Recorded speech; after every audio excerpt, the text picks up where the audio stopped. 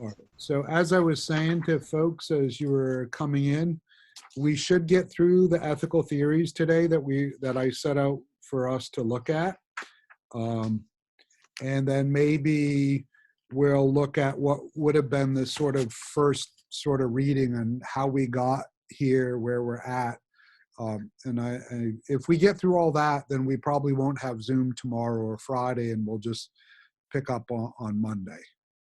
Anyway, and if there are any questions about yesterday's uh, theories that we went through, we can talk about those too.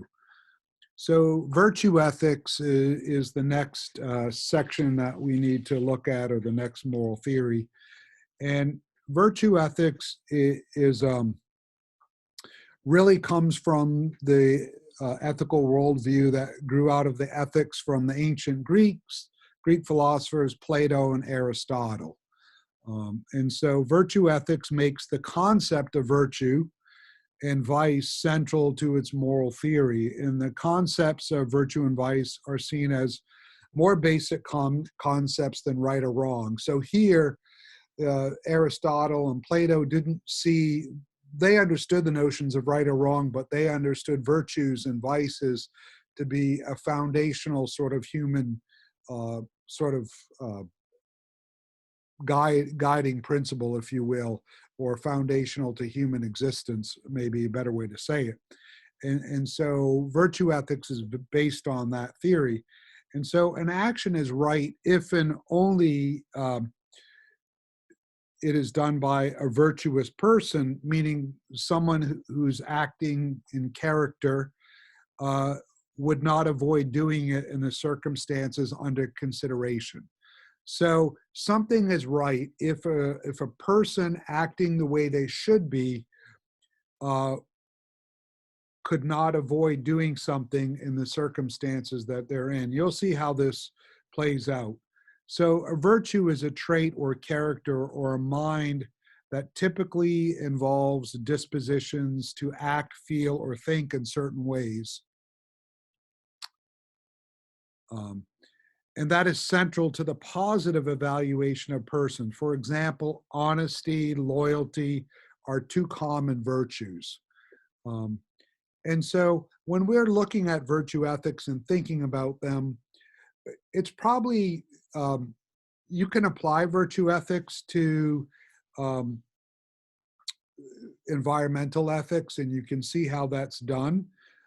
But if you think about it, and I'll talk more about this, about the three sort of arguments or steps in it, but I want to give you a little more background on what Aristotle thought about this.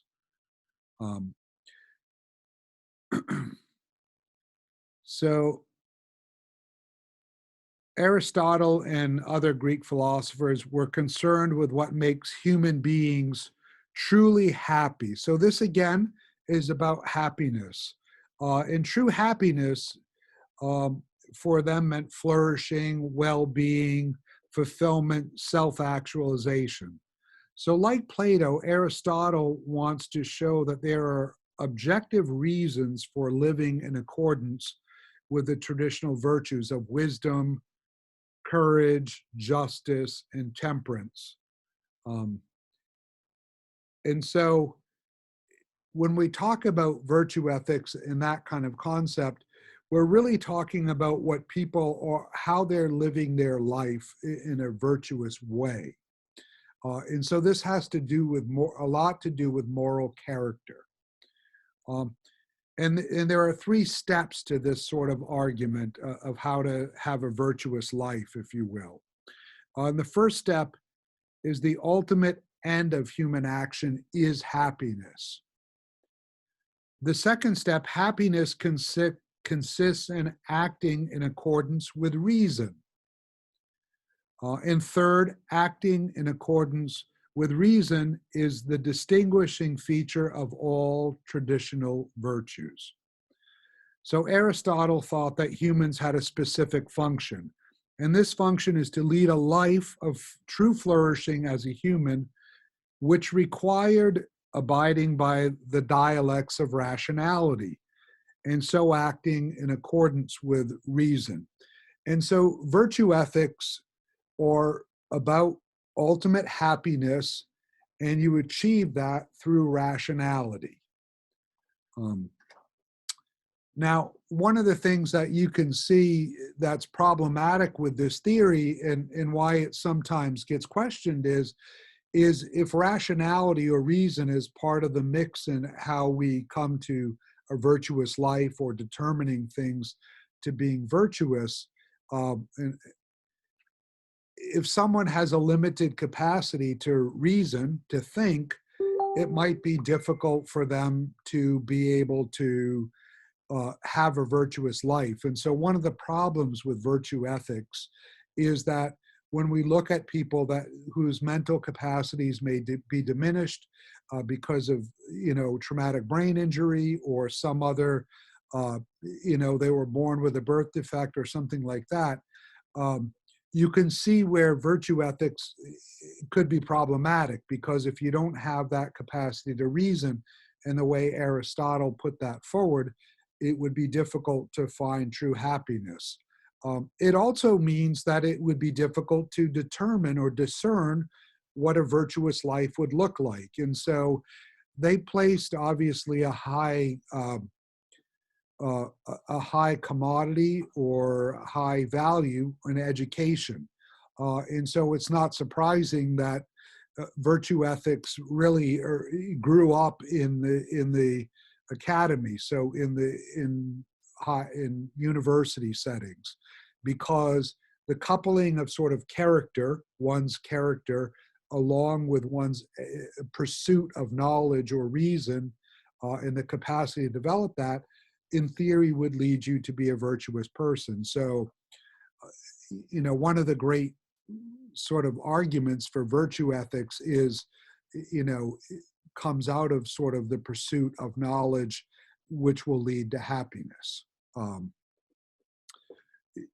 But that's all predicated on the fact that the person pursuing all this is acting the way they should be. So simply attaining knowledge just for knowledge's sake and not acting in a way that you should be acting would not necessarily lead to a virtuous behavior.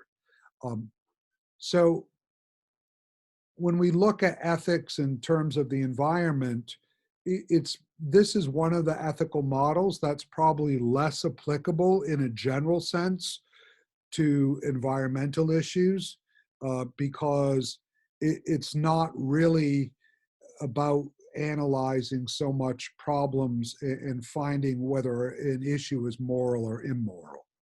Do you see how that is the case?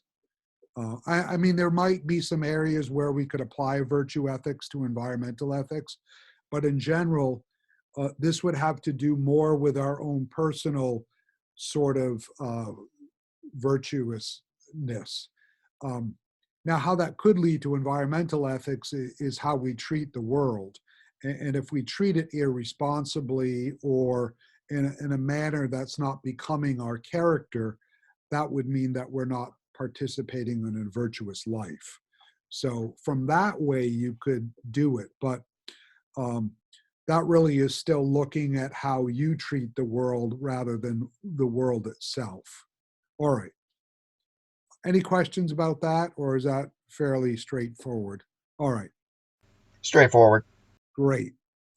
All right. So divine command theory is also, although this does have a fair amount of application to environmental ethics, it's pretty much gone out of favor as an ethical theory for most people in the world. And I say that with the notion that this ethical theory still holds sway with people who have a deep religious sort of inclination, okay? And you'll see why in a moment. So divine command theory really is the connection that between morality and religion, in such that without religion, in particular without God, or in maybe other cases gods, without that, there is no morality, i.e., no right or wrong behavior. Although there are related claims that religion is necessary to motivate and guide people to behavior in morally good way. Most see this, that it's necessary to connect morality to a religion as a means of right or wrong with some connection to a commandment from God, okay? And so obviously, divine command theory really has, the upshot is that the action is right or obligatory if God commands that we do it. So in this case, if you look at the Hebrew scriptures in Genesis, in the story of creation, God talks about care of that humans have a responsibility to the earth and to be stewards or caretakers of the earth and animals and so forth. So from that perspective, you could make the argument that at least for the Abrahamic faith tradition, so Judaism, Christianity, and Islam, there is some implied command from God that human beings are supposed to care for the earth and animals and so forth. But what if you don't follow those religious traditions or you don't believe there's a God? Does that mean that you can't have, this sort of moral theory? And Mindy asked the other day about Buddhism.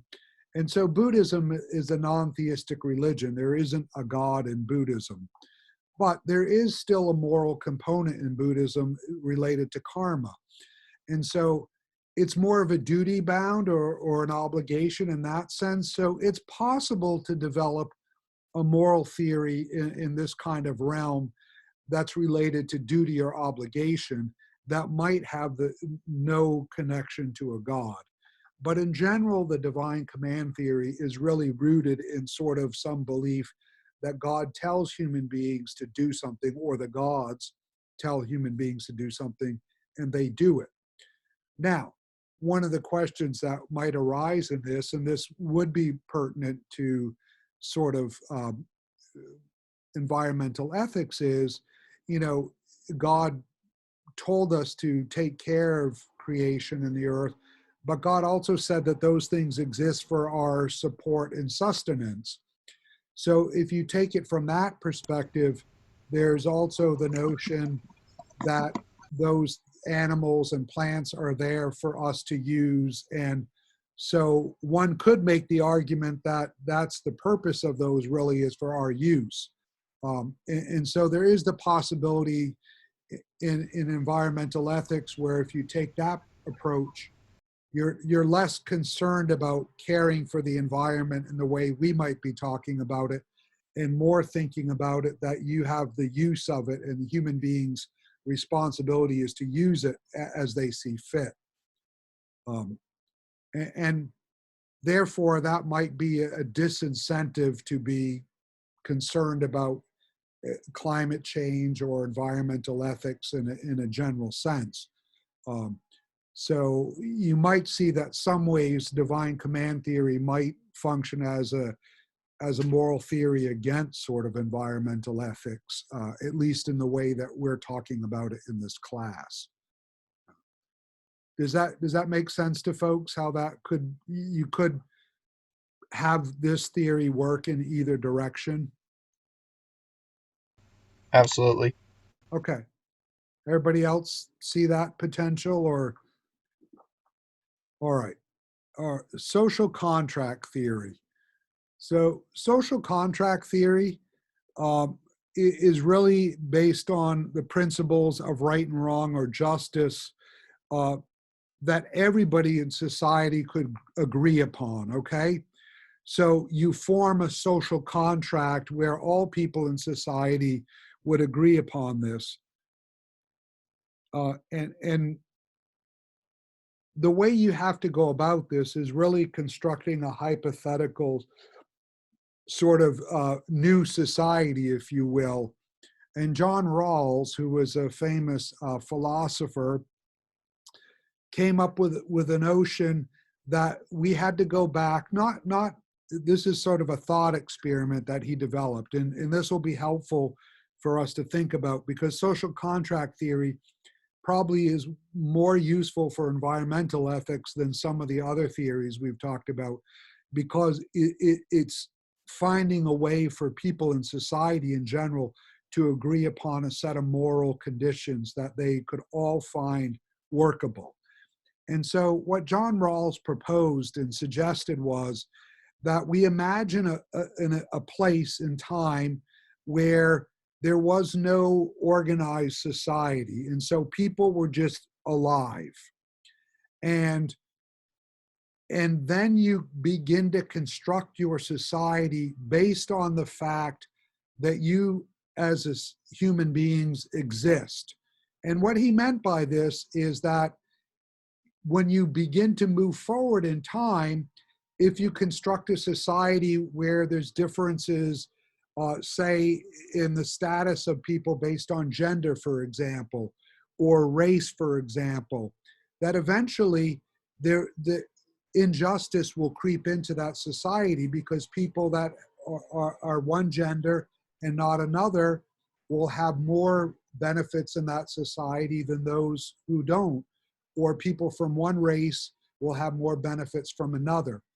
And so his thought experiment was to suggest we go back to a time when there was just people and no society, and you begin to create a society with rules and morality based around what you would believe would be the fairest sort of notion of society for all people considered.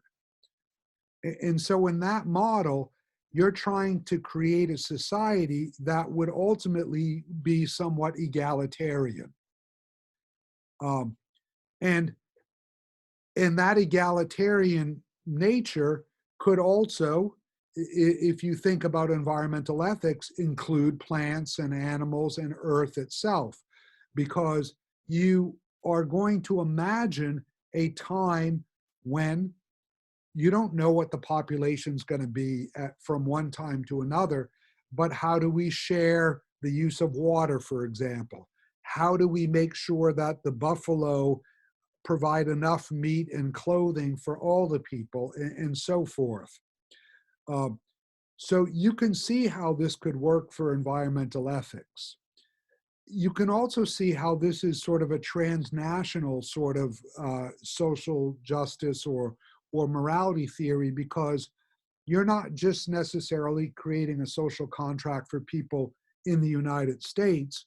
You might be creating a social contract for people around the whole planet. And particularly with people in for environmental ethics, that would be the case. Because, you know, if I dump my trash in the ocean here in Georgia, it's eventually going to float around to some place in the Pacific, and then it's going to end up in Japan eventually, right? Or it's going to end up in South America if it doesn't get all the way to Japan. And so if I'm not thinking about creating a society where my trash is going to affect people in another continent, then my social contract isn't valid, okay? And so therefore, what you have to do here is create two basic principles. And those two basic principles are that each member of society should have as much liberty as possible without infringing on the liberty of others. That's the first principle. And the second principle is the maximum rule for decisions about economic justice, namely that we will choose those rules that would maximize or minimum the maximum or minimum we want to receive. For example, in economic justice. And so you have to have this notion of a maximum and a notion that each person in society has as much liberty as possible without infringing upon someone else. And, you know, this figures very well in environmental ethics, because how do we share these things? Can the United States, for example, use 80% of the fossil fuels on the planet? No. I mean, it's just not, that's not an equitable distribution of the use of that resource. Now, so if you're going to create a social contract theory that looks at the use of fossil fuels, for example, how would you go about making a more moral use of that, or equitable distribution? And that's what Rawls and folks that engage in social contract are really trying to ascertain. And that's how you would judge what's moral or immoral. Does that make sense to folks? Mhm. And this would go with any kind of resource or anything else, particularly with resources, though, because those are the things that we're going to um, share with not just ourselves, but with the whole planet. Um, all right. Are there any questions about any of these moral theories and the sort of general outline you've gotten so far of them? I don't think so. Anybody else have any general questions about them or how they might apply or not apply to environmental ethics? No. Rowan, you have a question or you're okay? Oh no, I was saying I'm okay. Okay, great. All right. All right, so then we're going to look a little bit we have some more time, so this will help us maybe not have to have 2 more Zoom sessions this week. And so later in the week, we were going to read that first chapter. Well, you're still going to read it, but I'm going to sort of give you a little outline about how we got to here, to this moment. And it opens with this quote from the prophet Joel. And this is what the quote says: "The land is the Garden of Eden before them, and behind them a desolate wilderness." So that quote from Joel is a quote about what was in front of them was the Garden of Eden, the promised land, the milk and honey and so forth. And what behind them was the death and destruction of enslavement and so forth in Pharaoh under the Egyptians. And so, but it applies to how we ended up to where we're at today. And so the European discoverers and settlers of the New World were familiar with the notion of wilderness, even before they crossed the Atlantic. And some of this acquaintance was firsthand, since the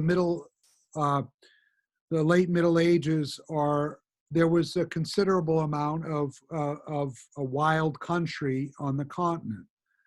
But far more important, however, was the deep resonance of wilderness as a concept in Western thought.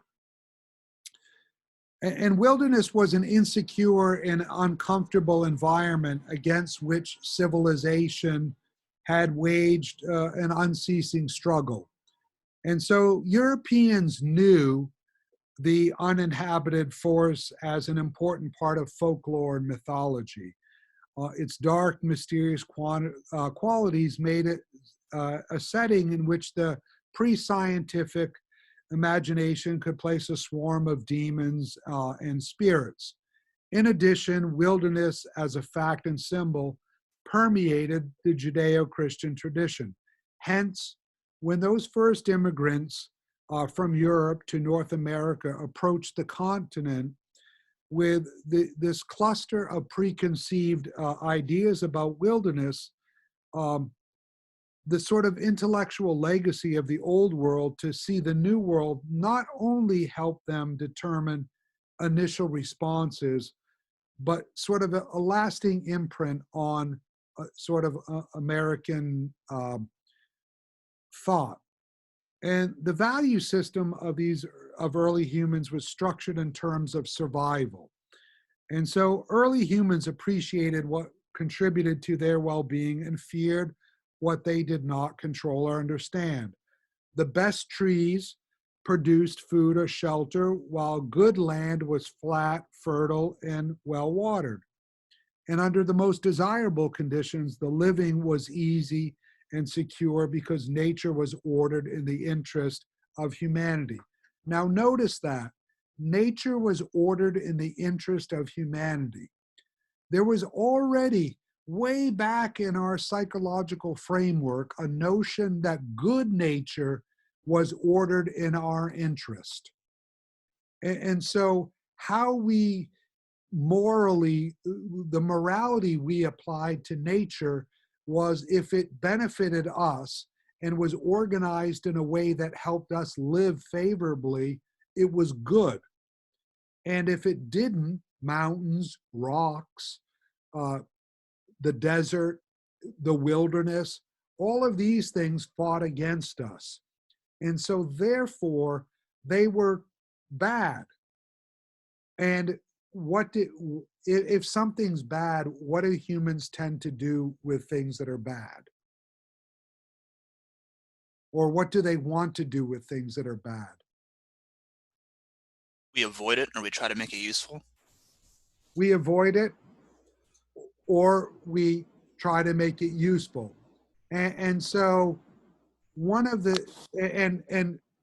one of the things that humans did was avoided these places, right? Because they also knew in the desert you often died, in the wilderness you often died. But we also found ways technologically to make them useful. So one of the things that we tried to do, if we didn't avoid it, was to make it succumb to our will, okay? And this is really the beginning of the struggle of humanity against nature. Because we either avoided it or we made it, by trying to make it useful, we made it succumb to our will. And so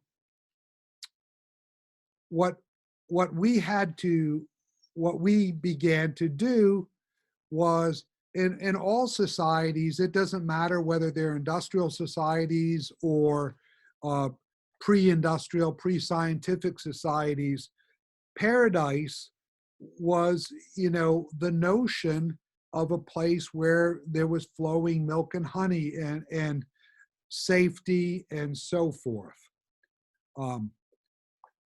But when you have the wilderness and you need to subdue it, what's generally, before we had massive machines to move earth and knock down trees, or cut them down, what did people do?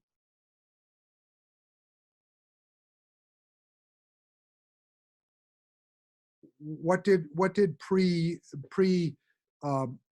sort of civilized persons do? And now even today in civilized societies it still happens. We burn things, right? You set them on fire in order to make the grasslands, to get rid of the snakes and animals in it. You burn it so that you can plant crops.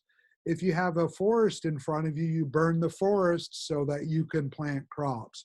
So fire, once we developed the technology of fire, fire became the first tool that we used to begin to control our environment. What else did we use fire for? Heat, right? And to cook things. And so, Also to make some s'mores. well, yeah,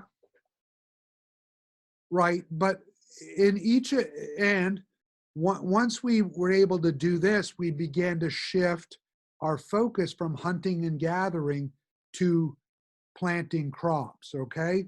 So we began to move from nomadic peoples to stationary peoples. And once you begin to move from a nomadic people to a stationary people, what also creeps into the notion of society? You need to create sustainable food systems, right? And rules, exactly. And you need to find ways for people to feed themselves. And so that requires more land, right? And so you begin the first processes of, first you obviously move to places where land is easily accessible and arable, right? So you live near rivers and streams and lakes. And then eventually you're farther away and you have to build aqueducts and things like that. You also have to create tools. Well, in the movement to having land, another thing begins to come into the mind of human beings: private ownership, right? Because if I'm digging up a piece of land and working all my energy and all my labor into it, I don't want Joe Schmo, who's next door smoking his or her peace pipe all day long and not digging in the ground to get my food. So I put a fence around my food and a fence around my land. And so what begins to happen is we begin to create fences, and then we begin to create walls, because we don't want animals or other people from other places to get in. And you see what happens here. At each level, our effort is to control the environment that we're living in and to make it accessible for our exclusive use. And this didn't happen just with the Europeans coming to North America. We see this across the globe. So each time societies began to move away from hunting and gathering and move to a place where they're more settled and agrarian in their structure, they begin to develop these kind of processes.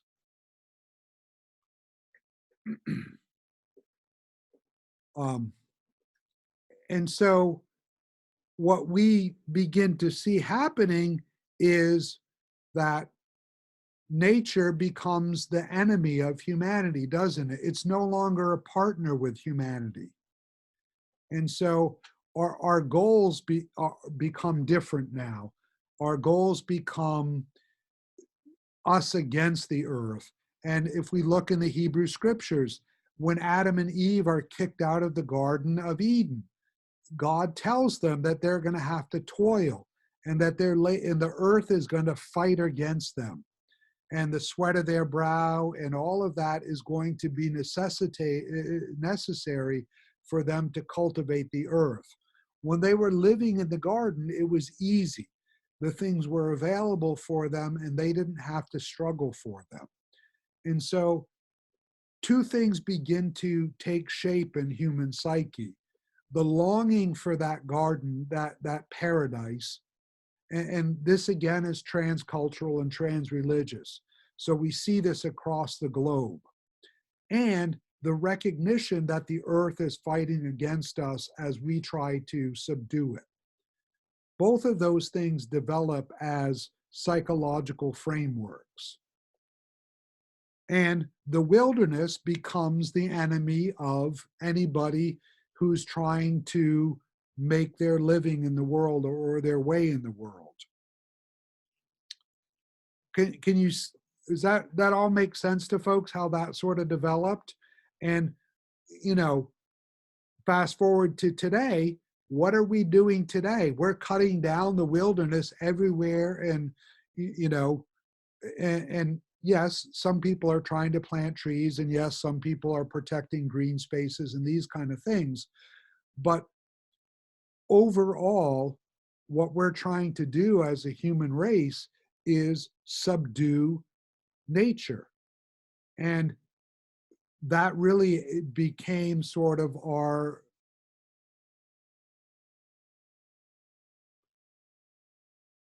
yeah, exactly. We are subduing things for our own needs. And so if you think back to Kantian, you know, morality that we talked about, that would violate Kantian morality, because we're making the earth you know, we're using it for ourselves exclusively, and we're not in some kind of harmonious relationship with it. Now, that isn't to say we don't we need these, minerals and resources to survive in a technologically advanced world. There's no question about that. But if you look at how we've pushed forward as a human race, we have at every step of the way looked at nature after we left paradise, if you will, as an enemy. And we haven't looked at nature as some kind of partner to make both of ourselves grow. So we haven't looked at nature in a way that we want nature to flourish and ourselves to flourish. And this might be the place where virtue ethics comes into play, because virtue ethics is all about flourishing and flourishing in the best kind of sense. And that's certainly not what human beings in general are about at this point. And so when we imagine ourselves moving forward, we still have that notion of paradise, whatever it is. And it's still part of our sort of ecological and personal DNA. How do we reclaim that paradise while still advancing our lives and our society? I think that's the big question that we need to wrestle with in environmental ethics, and we need to wrestle with as a society writ large, because we don't want to go back and live in the jungle per se as hunters and gatherers. But we also don't want to end up where the whole planet is a desert, and that's the sort of direction we're going in. And so how do we find that middle way? And also, how do we reclaim the paradise without losing the sense of forward movement? All right, questions, observations? Not for me. Okay, so now that we're talking about that, I'm listening, yeah? well, it's really like I've seen a lot of people that are living in a village when I used to work for medical missions who, out of necessity, had to go and live in the city, okay? Uh-huh. But let's say that their compulsive ways were developed in the city for the need to purchase unnecessary things when they were living in the village, which was really different. And you notice a pattern where they start to have it a lot easier. Like they don't have to work too much for their food in the field. They just go to the market and purchase it. Yep. Sometimes when when jobs are not required anymore, they're forced to go back to the village. And Okay. it's a struggle for them to actually adapt again to what they once knew all their life. Right, yep. Is that one of the things that you're actually trying to say? Well, yeah, because you think about it. Think about most of us. We live in reasonable comfort in North America. Most of us probably have air conditioning in our house, and certainly all of us probably have a heating system in our house. And most of us have electricity. You take those basic items right there and remove them from your life, or an indoor plumbing too. Let's put that in there. Let's remove indoor plumbing from our life. Let's remove electricity from our life, which would take out, for most people, heating and air conditioning. But let's also remove those if they're gas powered rather than electrified, or some other way that you get that. If you remove those three basic things from people's lives, most of us would begin to struggle pretty quickly. We would be cold in the winter time. We'd be very hot and uncomfortable in the summertime. We might freeze to death in the winter time. We wouldn't know how to prepare our food. And we wouldn't be able to keep things cold, so we'd have to go shopping more often, and all of these kind of things. And so those sort of very basic conveniences have made human life so much easier than it was prior to those conveniences. And if we were forced to live without them, so we're camping now, basically, most of us like to camp for a few days or maybe even a week. Very few people like to go camping for a month or 2 months. And when I say camping, I mean in a tent or under a lean-to and not in your RV, because your RV still has all those things. Um, and as time goes on, we forget actually how to live without those things. And so we wouldn't really know what to do. A perfect example right now as well is, think most of us are going stir crazy because we've been stuck indoors, or at least reasonably stuck indoors. I mean, we can go outside and walk, but we've been forced to be inside for more than a month now, some places 2 months. Transfer that to if you were in prison and, you know, your whole life was controlled by how many hours a day you were in that prison cell. And it's not just for a month or 2 months, it might be for a year or 10 years, a whole lifetime. And you can imagine how terrible life becomes for people in that environment. We're already seeing that it's not great for our mental health. And so one of the things that ethics is trying to help us to do, and environmental ethics in particular, is to find a way that we can balance the conveniences of life with the protection of our earth, so that more people can have those conveniences for a longer period of time. Because environmental ethics isn't simply about our friends in, you know, some other nation or area right now having access to clean water or indoor plumbing or something like that. Environmental ethics is about people 500 years from now having access to those things. And that's why, like, utilitarianism is probably not a great thing to use for environmental ethics in most things, because it looks at short-term outcomes. And short-term, we're doing great maybe with the environment. Long-term, we could be doing terrible with the environment. And Are so, you saying like some of our ancestors, like from either from 500 years ago to now, are they like evolving within us, trying to look at their kind of civilization, or no, is it? what I'm saying is that our ancestors carried with them that notion of the paradise and wilderness, okay? And our ancestors, because they were afraid of the wilderness, generally tried to subdue it and take it over and control it, okay? In doing that, they set up an environmental problem that we've now inherited, because our proclivity is to continue to try to subdue or take over the wilderness. And now we're technologically advanced, where we can destroy millions of trees in a very short amount of time. We can, I mean, in 70 years, we've made so much plastic that we've made dead zones in the ocean with trash, mostly filled with plastic. Our ancestors, it might have taken them 1,000 years to have the same kind of environmental impact that we are doing now in 10 years or 20 years, okay? And so what I'm saying is that our ancestors didn't set up for us an understanding of paradise and wilderness that was healthy.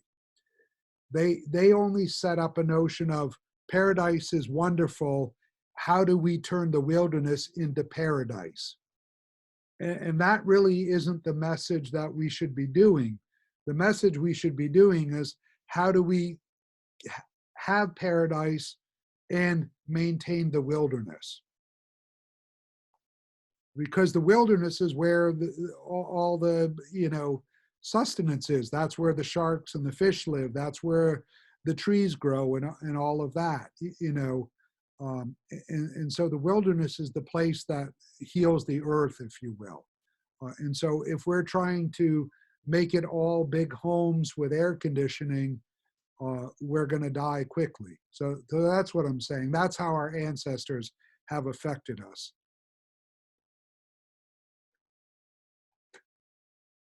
All right.